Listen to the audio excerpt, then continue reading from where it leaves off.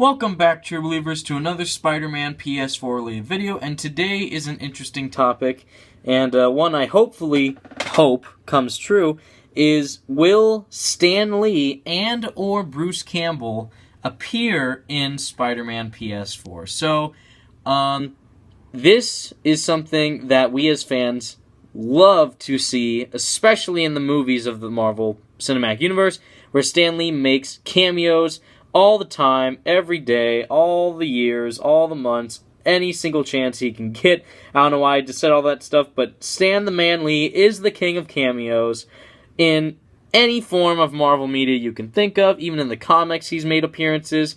It's awesome. I love seeing Stan Lee and also hearing Bruce Campbell in the games of Spider-Man because of how amazing his personality is.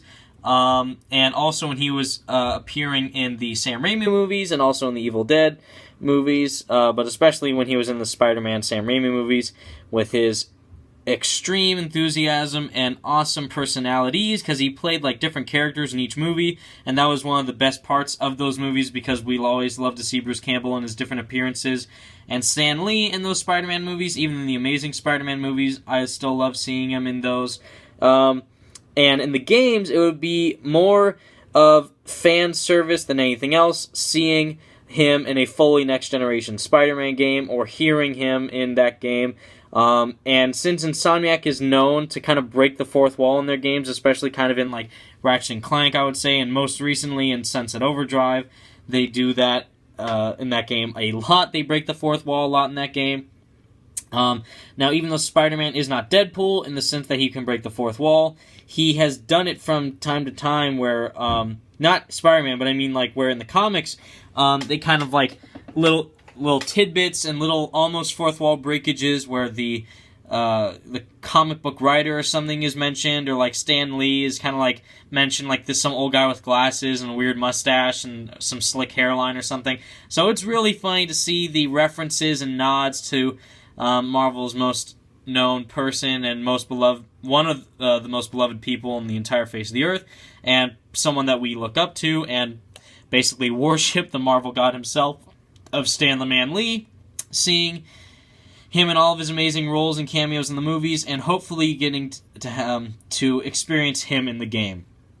And a really cool feature that the Amazing Spider-Man games did is that what you're seeing right now is that this was a DLC in the Amazing Spider-Man 1 game, where you could play as Stan Lee, and that was really awesome. And even in the Amazing Spider-Man 2, he was a really big part of that game, actually. Not a big part, but like he was in the ending, the beginning, and a little bit in the middle of the game as well, and it was fun going into that comic shop and being able to just talk to him and say hi to him and stuff.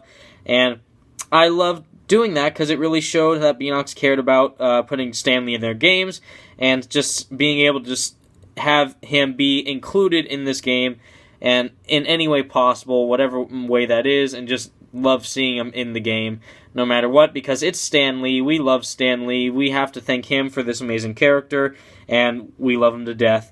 And Bruce Campbell as well, most notably in Spider-Man 2 for the PS2, where he basically insulted us in the game. He actually was in all three Spider-Man games for the Sam Raimi trilogy, which I loved. He was in the tutorial section for each of those games, and he made a little cameo in the Amazing Spider-Man 1 game where he was the extreme challenge reporter in the Zeppelin around the city, offering us like to do things like races and certain challenges and different tasks to test our acrobatic spider agility and our feats.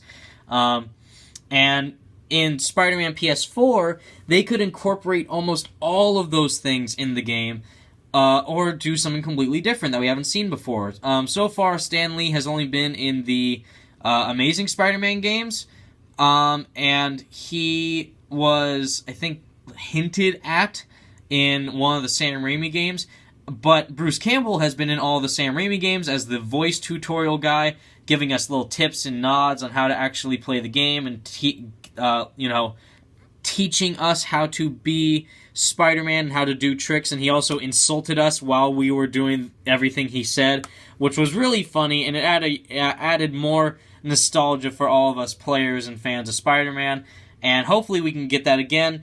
In what context, I'm not sure, if we were able to play as Stan Lee again, which was something that was amazing in the Amazing Spider-Man 1 game, that would be great. Bruce Campbell, hopefully he can narrate the tutorial again, or maybe do something completely different. Maybe they will even appear in the game, like how Stan Lee was actually in The Amazing Spider-Man 2. He wasn't just a DLC, he was actually part of that game.